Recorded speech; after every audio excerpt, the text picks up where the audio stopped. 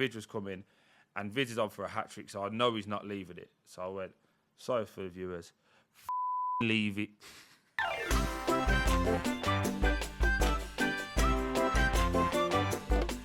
We cannot have you on this show without hearing you talk to us about that famous goal. Oh, the Leicester one. Yeah. 10 years next month. Is it really? Yeah. I remember exactly. I'm not a Leicester fan. I'm not a Watford fan. Luckily enough, West Ham have been in the Championship a long time. But I remember where I was when that goal went in. That's just one of them moments. Where was your town? I was still living at my mum's, I think, and I was in. There was a Coral Bookmakers around the back of the house. And was it a Saturday lunchtime game? Yes, Saturday it was. lunchtime game. Yeah. And I was in there watching it. Talk me through it. It's one of the most iconic goals ever. It's this is the first year I'm actually appreciating it for what it was, because we ended up losing in the final. So I was like, yeah. Taken the last 9 years for you to go. Yeah, Actually, yeah. that Really used to piss me off, to be totally honest with you. I'll tell you what, though, I reckon that's all in your head, Troy, because before you came in today, we watched it on the computer there, didn't we? And I was like, I think you said to me, oh, how'd they get on in the final? And I was like, I have no idea. And I Googled it, and you lost to Palace, didn't you? Yeah, 1-0 in extra time. The neutrals don't remember that. No, yeah. That's what my missus was saying. So she's like, oh, you're too harsh on yourself. Because I'm like, oh, yeah, but failed. That's how I see it, like I failed at it. I've seen that goal pop up on social media like 4 or 5 times over the last couple of weeks. Yeah. Haven't seen the Palace game pop up Never. anywhere. Yeah, because it was shit. Yeah. it was 0-0 until like the 110th minute or something, and then Kevin Phillips scores in the last minute. But that goal, you know what? It's quite synonymous with my life, to be totally honest with you, because that, funny enough, is the year I started in jail. So I never had a pre-season. I came out of jail in September. Yeah, September I came out of jail. And then I was playing the first 3 months on tag. So I had to still be in and out of the house at 7 till 7. And that's a physical tag? Physical tag that's on me. I've had to get clearance from the FA. I've got to get the ref to check it every time. We're playing like Cardiff away. We're playing Blackburn away, and I'm travelling up on the day. Like, go on. Does that not damage it then? Yeah, so there was a couple of times we got worried that I might have to go back because they thought I was tampering with it to try and take it off. Oh, because it's getting knocked. Yeah, so whenever it gets knocked, for people that don't know, there's they put this like telephone box in your house, like a government issued one, and if that gets tampered and you don't answer it twice, they do have rights to come and take you back to jail. Basically, you finish the rest of your sentence. But you're obviously away in Cardiff. But like, so there was a lot of times we had to then rewrite to the parole board and say this, that, and the other. So there was a few times it was, it was quite difficult.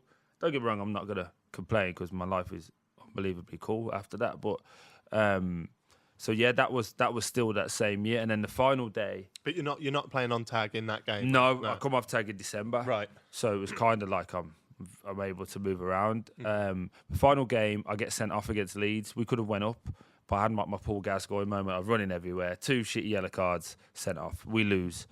We then play Leicester. First leg at Leicester. Watford battered them. I wasn't playing. We battered them. We lost 1-0. And then we go back to our place, and it's like, I've spoken about it before, but I just had this like glow and like inner confidence that no one could touch me. And I just said to the boys, don't worry, I'm back. And looking back, I must have sounded like the biggest prick you've ever met. But thankfully, I managed to sort it out. But Did you know you were going to win that game? Yeah. Like, there was no way in my head, and this is like really arrogant, they're 2 centre-halves was Wes Morgan, who was a monster, and Michael Keane, who just scored an absolute worldie yesterday.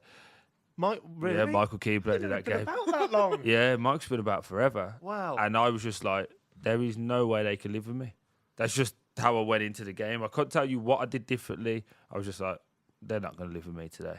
Fucking Morgan as well. I can't get over that. Yeah. Well, on the bench for them on that day was Harry Kane and Jamie Vardy. That's mad. Jeez. Yeah. Right. How did that mentality carry through to the later parts of that game then? Because you've lost the first leg 1-0. Yeah, so we go back, we go 1-0 up, they score, they're 2-1 up, we score 2-2, I set Vids up. Vids just scored an unbelievable goal in the first goal in that game, and no one ever speaks about it, but it's unbelievable. And I do feel sorry for Vids because it's a worldie, mate. Like, you'd never score that again. And then they get the penalty, obviously, in the 93rd minute or whatever it is. Never a pen though, was it? I love Andy. He's a diver little shit. Eddie Diver. How are you feeling in that moment? At when that moment, penalty's I'm like, gone? how the fuck are we here? Like, what's happened? And it's quite surreal. I was talking to Jeffrey Schlupp, because Jeff played for them as well. Jeff was like, it's never a pen, is it? And like, he's kind of going like, sorry, like, we're going to score shit at this game. Had to Oh, come. you're talking on the pitch? Yeah, we're not on the after halfway. game? Now we're on the halfway line because there's a right. bit of commotion and all that, and it's kind of like, how's this the way this game's going to end? Like, because it was a really good game, and he was kind of like, all the best or whatever. So he saves it, as everyone knows. Almunia saves it. Almunia saves it again, and then we clear it. And as this ball's being cleared, I'm kind of going, holy fuck, got to do this for another half an hour now, like extra time and right, start catching your breath and whatever, and then I just see people running past me. And if you ever watch it, mate, I swear, just watch me. I don't move for like 5 seconds because people just run past me. I'm like, what? Oh, kind of figuring out like what's happening. And then, goes down the line. Ikechi plays it down to Fernando Forestieri. But I saw Hoggy, and Hoggy never gets the credit he deserves, mate, because Hoggy went from box to box in about 4 seconds. It's the quickest run you've ever seen. And he just got fat me just like bobbling. And then he got, here's Hog, and he heads it back. But as he headed it back, I promise you, like in the Matrix, the first time you watch the Matrix and he comes up and it goes slow-mo. Yeah. That was how I saw the whole thing. So as he's headed it back, it looks really close at the time, but I was like, oh, there's a fuck off gap. Just kick it there. Because I see Casper there, I see Vidya's coming, and Vidya's on for a hat-trick, so I know he's not leaving it. So I went, sorry for the viewers, fucking leave it. And then he's left it. I shoot, score, top comes off, crowd's in, and I jumped over the hoardings to my brother. Ellis caught me. Yeah, Really? that was my younger brother that caught me, and then all my powers piled on. And Fucking hell. yeah, it's just That's a it's Hollywood just moment, that. yeah, isn't it's it? just mental. But like, again, when I hear it back, I'm like, oh yeah, that was fucking mint. But I was in it, so it didn't really mean that much. Right. If you know what I mean. Yeah. We went home. Like loads of lads went out in Watford. I went home. I went back to Chelmsford Town. Had a beer with the lads. Did you? That was. Did you was it. know that night then, when your mates were all buzzing off it? Did you know that was? Nah, because I was with my normal mates from home. It was like, fuck, that was mint, that, wasn't it? Yeah. So we blackjack or chase the ace. Like we're just playing cards around the table, watching match of the day. Your mates from home, are they Birmingham fans? Or Yeah. Birmingham fans. I know when we had Ben Foster on, he said like his friends tend to kind of end up just supporting the teams that he plays for. Yeah. Because they're No, that my close. friends are like proper like Blues fans, and my brother's actually a Villa fan. He's the only one in our family, which is a bit strange.